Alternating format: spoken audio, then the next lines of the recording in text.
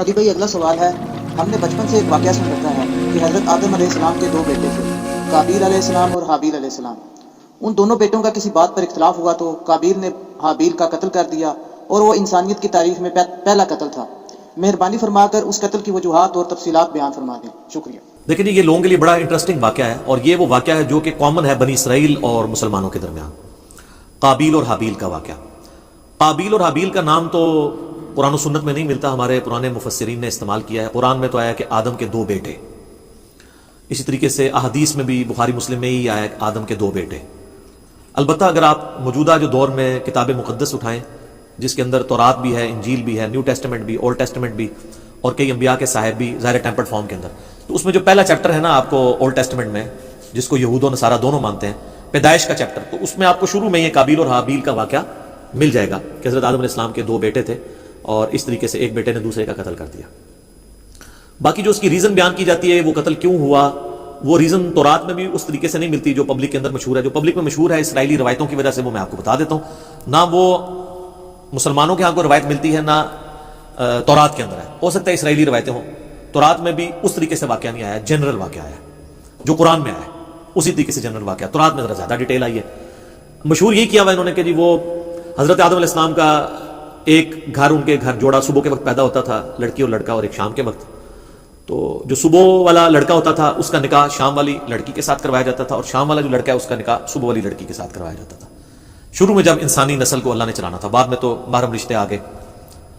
تو وہ کہتے ہیں کہ جی قابیل کے ساتھ جو لڑکی پیدا ہوئی تھی وہ خوبصورت تھی، اور جو حابیل کے ساتھ پیدا ہوئی تھی وہ اتنی خوبصورت نہیں تھی۔ تو جب رشتے کی باری آئی تو قابیل نے کہا نہیں، میں تو اس کے ساتھ ہی نکاح کروں گا، اور اللہ کے حکم کو توڑنے کی کوشش، یعنی اسرائیلی روایت میں آپ کو بیان کر رہا ہوں۔ اس کے اوپر پھر ان کے درمیان ٹھن گئی، اور اس کے بعد جو کچھ ہے نا وہ قرآن میں بھی ہے، تورات کے اندر بھی ہے، کہ دونوں نے اللہ کے حضور اپنی نظر پیش کی۔ یہ آپ کو پورا واقعہ جو ہے نا سورۃ المائدہ کے اندر آیت نمبر 27 سے لے کر 32 تک مل جائے گا، وہ آپ پڑھ لیجیے گا۔ سورۃ المائدہ آیت نمبر 27 سے لے کر 32 تک۔ تو تورات میں یہ ملتا ہے کہ جو قابیل تھے وہ کھیتی باڑی کرتے تھے زمین میں، اور حابیل جو ہے وہ بھیڑ بکریاں چرایا کرتے تھے۔ تو دونوں نے کہا ٹھیک ہے، ہم اللہ کے حضور قربانی پیش کریں گے، جس کی قربانی قبول ہو گئی نا اس کا موقف صحیح ہوگا۔ تو جو کسان تھا ظاہر ہے اس نے اپنی کھیتی پیش کرنی تھی، اس نے وہ اللہ کے سامنے پیش کی، اور حابیل جو تھا اس نے جو بھیڑ بکریاں یا کوئی مینڈا جو پالا تھا وہ دے دیا۔ وہ کہتے ہیں وہی مینڈا تھا جو اللہ نے اٹھا کے رکھ لیا، اور بعد میں حضرت ابراہیم علیہ السلام کے لیے وہ جو حضرت اسحاق کے لیے نازل ہوا بقول ان کے، اور ہمارے نزدیک حضرت اسماعیل کے لیے وہی مینڈا اتارا گیا تھا۔ تو سورہ ال عمران میں بھی آتا ہے کہ اگلے زمانوں میں بنی اسرائیل میں یہی ہوتا تھا کہ اللہ تعالیٰ قربانی اس طرح قبول کرتا تھا کہ آسمان سے ایک بجلی گرتی تھی، آگ کھا جاتی تھی۔ جس کو آگ کھا جائے یہ قبولیت کی دلیل، یہ سورہ ال عمران میں ملتا ہے۔ ایون مال غنیمت وہ جنگوں میں جو لوٹتے تھے نا وہ لا کے رکھتے تھے، آگ آگے ختم کر دیتی تھی۔ اس لیے بخاری مسلم میں ہے نا کہ اللہ نے میرے لیے جو ہے وہ مال غنیمت حلال کر دیا جو اگلوں کے لیے نہیں تھا۔ اس امت میں آپ خود بھی یوز کر سکتے ہیں وہ مال غنیمت۔ تو وہ آسمان سے آگ آئی تو اس مینڈے کو اٹھا کے لے گئی، اور کھیتی کو کچھ نہیں کیا۔ تو یہ اس بات کا ثبوت تھا کہ قابیل کی قربانی قبول نہیں ہوئی کھیتی والے کی، اور حابیل کی قبول ہو گئی ہے۔ تو اب تو اتنی بڑی دلیل دیکھنے کے بعد، لیکن آپ کو پتا ہے دل بےایمان تے حجتاں ٹھیر، جب دل میں بےایمانی ہو تو پھر کئی ایک حجت ہے۔ تو قرآن یہ بتاتا ہے کہ اے نبی علیہ السلام ان الفاظ کے ساتھ ان کے سامنے، میں چلیں وہ موٹے موٹے آپ کو عربی کے بغیر ہی نا ڈائریکٹ ترجمہ کر دیتا ہوں تاکہ ہمارا ٹائم بچ جائے، کہ جو اللہ تعالیٰ نے الفاظ استعمال کیے ہیں اس واقعے کے اعتبار سے۔ ہاں جی، اعوذ باللہ من الشیطان الرجیم، بسم اللہ الرحمن الرحیم۔ وَاتْلُ عَلَيْهِمْ نَبَأَ ابْنَيْ آدَمَ بِالْحَقِّ، اے نبی الاسلام ان سے بیان کرو آدم کے دو بیٹوں کا واقعہ حق کے ساتھ۔ آگے میں اس کا صرف ترجمہ پیش کرتا ہوں۔ جب دونوں نے قربانی پیش کی اللہ کے حضور، اللہ نے ایک کی قبول کر دی، دوسرے کو کی قبول نہیں کی، تو وہ غصے میں آ کے اس نے کہا میں تمہیں قتل کروں گا۔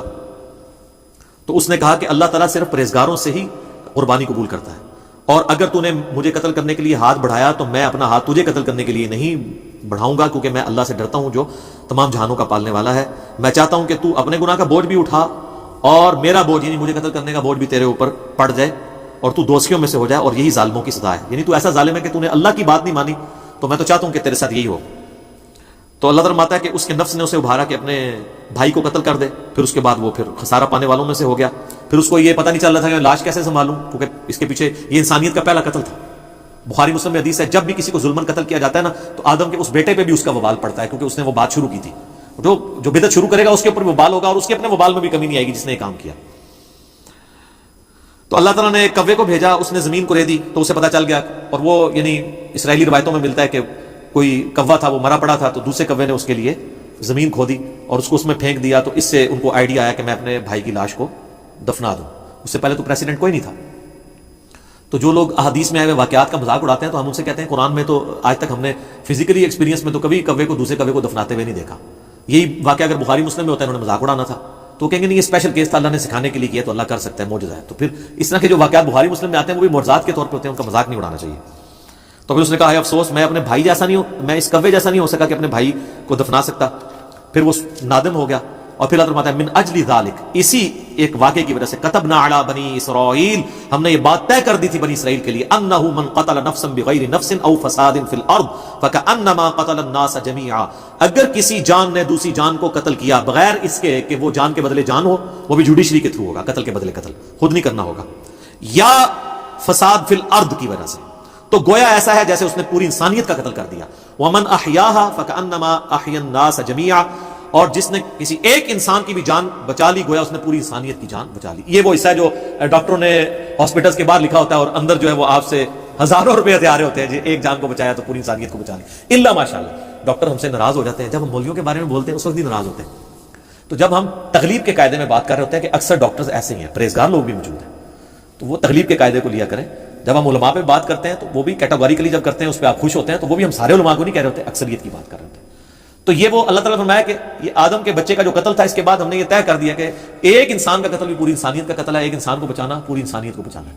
تو یہ وہ واقعہ تھا قابیل اور حابیل کا، اور اکثر لوگوں کو یہ یاد نہیں رہتا یہ قاتل کون تھا، قابیل تھا یا حابیل تھا۔ بھئی قاتل قاف الف ہے تو قابیل میں بھی یہی ہے، اور حابیل ہلاک ہا سے شروع ہوتا ہے، حابیل ہلاک ہوا ہے اور قابیل قاتل ہے۔ تو یہ یاد رکھنا آپ کو آسان ہے کہ قابیل قاتل اور حابیل ہلاک ہوا ہے اس کے ہاتھوں، آسان طریقے نا۔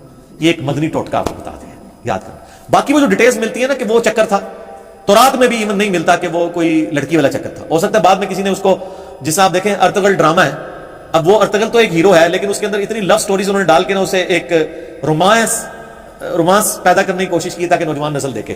تو یہ میرا خیال کسی نے قابیل حابیل میں بھی نا رومانس پیدا کرنے کی کوشش کی ہے۔ اس کے پیچھے ہمارے پاس دلیل کوئی نہیں ہے کہ واقعی اس وجہ سے ہوا ہے یا کوئی اور ریزن تھی، کسی اور وجہ سے تھا، یا ان کی ویسے آپس میں ٹھان گئی کہ ہم قربانی پیش کرتے ہیں، دیکھتے ہیں اللہ کے حضور کون پرہیزگار ہے۔ کیونکہ اگر یہ واقعہ اس طریقے سے ہوتا تو یہ تو بہت بڑا واقعہ تھا، قرآن میں اس طریقے سے اس کو رپورٹ ہونا چاہیے تھا، اور قرآن میں اگر نہیں ہوا تو تورات میں بھی نہیں۔ میں نے اسپیشلی یعنی تورات اس حوالے سے کئی دفعہ دیکھی ہے، تو اچھا اس میں آپ کو لفظ قابیل نہیں ملے گا، قائن ملے گا، اور حابیل حابیل ہی ملے گا۔ تو بعض اوقات جیسے اب مکہ کی پروننسیشن بکہ بھی ہے، تو ایک لفظ کی دو تین پروننسیشن بھی ہوتی ہیں، ہو سکتا ہے وہ والی پروننسیشن بھی ملتی ہو، لیکن تورات کے اندر شروع میں چیپٹر ہے پیدائش، اس کے بھی تورات کھولتے ہی تیسرے چوتھے صفحے پہ آپ کو یہ واقعہ ملے گا، اس میں بھی صرف قربانی کا ذکر ہے کہ دونوں نے کہا ہم قربانی کرتے ہیں تو دیکھتے ہیں کسی قبول ہو، کوئی لڑکی لڑکے والا چکر ہی کوئی نہیں اس کے اندر موجود۔ تو یہ کسی نے بنی اسرائیل میں عادت تھی نا یہ رنگ بھرنے والی، تو انہوں نے رنگ بھر دیا ہوگا اور وہ اسی طریقے سے پبلک میں یہ نہیں جاری ہے۔ پھر لیکن لوگ پوچھتے ہیں کہ اگر ایسا نہیں ہوا تو پھر یہ نسل انسانی شروع میں چلی کیسے ہے؟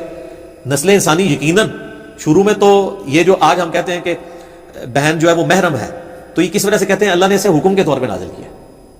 اگر یہ حکم نہ ہو تو یہ محرم والا معاملہ نہ ہوتا۔ تو شروع میں یقیناً کسی چیز کو چلانے کے لیے اس وقت شریعت کے احکام ڈفرنٹ تھے، وقت کے ساتھ ساتھ شریعت احکام بدلے ہیں۔ نبی علیہ السلام کی مبارک شریعت میں کئی چیزیں جو حلال ہیں پہلے حرام تھی۔ بخاری مسلم میں آتا ہے کہ جی نبی علیہ السلام فرمایا اللہ نے میرے لیے پوری زمین سجدہ گاہ کی ہے، پہلے نہیں ہوتی تھی سجدہ گاہ، لوگ سفر پہ بھی جاتے تھے ساری نمازیں اکٹھی کر کے رکھتے تھے، پھر گھر آ کے یا کوئی مسجد ملتی تھی وہاں جا کے پڑھتے تھے۔ جی کتنا مشکل کام تھا، مال غنیمت حلال کر دیا گیا نبی علیہ السلام کے لیے، اگلے لوگوں کے لیے حلال نہیں تھا۔ تو شریعت میں احکامات اس زمانے میں یہ چیز ہوگی کہ جو حضرت آدم علیہ السلام کی جو اولاد پیدا ہوئی ہے، اور باقی یہ کہنا کہ صبح پیدا ہوتی تھی شام تک جوان ہو جاتی تھی، اس کی کوئی دلیل نہیں ملتی۔ اپنے ٹائم بھی جوان ہوتی ہوگی، حضرت آدم علیہ السلام کی بھی اتنی عمر تھی، تو وہ آپ تھوڑا کو جوان ہونے تھے 15-20، یہ کون سا پاکستان انڈیا والا جوان ہونا ہے کہ 35 سال میں شادی ہو رہی ہے، 12-15 سال میں شادی ہو جاتی تھی۔ تو 12-15 سال کے اندر وہ اس طریقے سے شروع میں اللہ تعالیٰ نے اس سلسلے کو اس طریقے سے چلایا ہوگا۔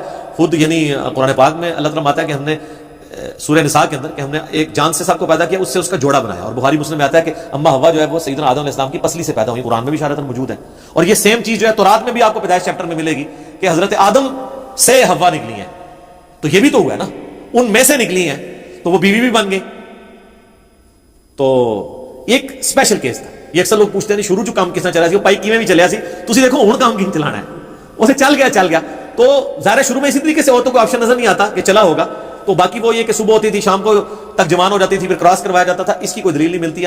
ہاں اسرائیلی روایتیں یہ کہتی ہیں, اور ایون ابن کثیر نے بھی, ابن جریر طبری نے بھی, ہمارے اہل سنت کے جو بڑے ائمہ ہیں انہوں نے بھی یہ نقل کیا کہ, لیکن ساتھ انہوں نے بھی کہا کہ یہ ہماری اسیسمنٹ ہے, ہم اس کو وثوق سے نہیں کہہ سکتے کیونکہ نبی اسلام نے اس کی ڈیٹیلز بیان نہیں کی ہیں یہ کیسے ہوا ہوگا. بہر الٹیمیٹلی یہ ایک بندے نے دوسرے کا قتل کر دیا, اس کے اگینسٹ اللہ نے یہ قانون نازل کر دیا کہ ایک انسان کا قتل پوری انسانیت کا قتل ہے, ایک مسلمان نہیں انسان, اور ایک انسان کی جان بچانا پوری انسانیت کی جان بچانا ہے. اصل میں یہ ہے میسج آدم کے 2 بچوں کے قتل میں, جو میسج ہے وہ یہ ہے کہ قتل نہ حق اللہ کو ناپسند ہے.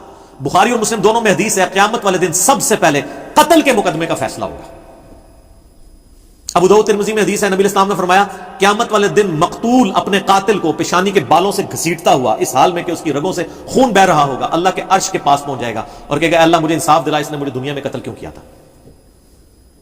اور سنن نسائی میں آگے اس صحابی کے الفاظ ہیں, اے حکمرانوں قتل پہ معاونت نہ کرو کسی کی, قتل نہ حق اتنی بڑی چیز ہے. اور قتل حق بھی جوڈیشری نے کرنا ہے, یہ نہیں کہ میرے باپ کا قاتل میرے سامنے آیا تو میں گولی مارتا ہوں, نہیں, جوڈیشری میں پروف ہوگا تو, نہیں ہوگا تو آخرت میں بدلہ ملے گا. آخرت کا تو بدلہ بہت بڑا ہے, وہ تو آپ سوچ بھی نہیں سکتے. سورہ نساء میں اگر کسی مومن کو کسی نے جان بوجھ کے قتل کیا تو اس کی سزا ہمیشہ کی جہنم ہے جناب, ہمیشہ کی جہنم. ابو داؤد میں حدیث ہے کہ اللہ تعالیٰ یا تو شرک معاف نہیں کرے گا یا کسی مومن کا قتل نہ حق معاف نہیں کرے گا. صحیح بخاری میں حدیث ہے کہ جنت کی خوشبو 40 سال سے سونگی جا سکتی ہے, لیکن جس نے کسی ذمہ کافر کو بھی قتل کیا, جو مسلمان حکومت میں ٹیکس دے کر رہ رہا تھا, ہے کافر تھا, اس کو ناحق قتل کر دیا, تو وہ مسلمان بھی جنت کی خوشبو نہیں پائے گا حالانکہ 40 سال سے آ رہی ہوگی. جی اسی لیے قتل کے مقدمے کی پیروی کا بھی کہا گیا ہے سورہ البقرہ میں, وَلَكُمْ فِي الْقِصَاصِ حَيَاتٌ يَا أُولِي الْأَلْبَابِ, اے عقل مندو انسانیت کی زندگی چھپی ہے قصاص لینے میں. باقی جگہ کہا گیا معاف کر دو, قتل کے لیے کہا گیا معاف نہیں کرنا, دیت نہیں لینی, بلڈ منی نہیں لینی. آپشن ضرور ہے لیکن پریفریبل یہ ہے کہ قتل کے بدلے قتل ہو, کیونکہ انسانیت 2 چیزوں پہ کھڑی ہے, احترام جان اور احترام مال. اگر یہ نہیں ہوں گے فرق, جو مولا علی کا قول ہے کہ کوئی بھی معاشرہ بغیر دین کے تو قائم رہ سکتا ہے, بغیر انصاف کے نہیں رہ سکتا. اور انصاف کس لیے آپ کر رہے ہوتے ہیں؟ احترام جان اور احترام مال کے لیے. اور اسے کون سی چیز انشور کرتی ہے؟ جوڈیشری. جامع ترمذی میں موقوفاً روایت موجود ہے کہ اے کعبہ تیری خوشبو بڑی اچھی ہے, لیکن اللہ کے حضور ایک مؤمن کی حرمت کعبے سے بھی بڑھ گئی. جامع ترمذی میں حدیث ہے کوئی شخص پوری دنیا کو تباہ و برباد کر دے, اللہ کے نزدیک یہ چھوٹا گناہ ہے, اور ایک مؤمن کا قتل اس سے بڑا گناہ ہے. جناب یہ بہت سینسٹیو ایشو ہے, اس لیے تو میں ایکسٹرا جوڈیشل کلنگ کے خلاف بھی بولتا ہوں. آپ نہ حب الوطنی کے نام پر, نہ توہین مذہب کے نام کے اوپر قانون کو ہاتھ میں لے کے کسی کو قتل نہیں کر سکتے. ناحق بندہ قتل ہو گیا تو آپ مارے گئے, یہ نہیں ہوگا کہ آپ کی اجتہادی غلطی شمار ہوگی. آپ ہر چیز کو جوڈیشری میں لے کر آئیں گے, اور جوڈیشری میں پروف نہیں ہوتا اور وہ واقعی قاتل تھا, اللہ جانے اس کا معاملہ جانے, آپ نہیں کر سکتے, ورنہ بے گناہ لوگوں کو بھی سزا ملنا شروع ہو جائے گی.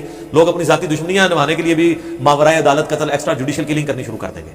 تو یہ بہت سینسٹیو ایشو ہے قتل والا. تو یہ حضرت آدم علیہ السلام کے 2 بیٹوں کے قتل والا جو واقعہ تھا, اس سے لیسن یہ ملتا ہے.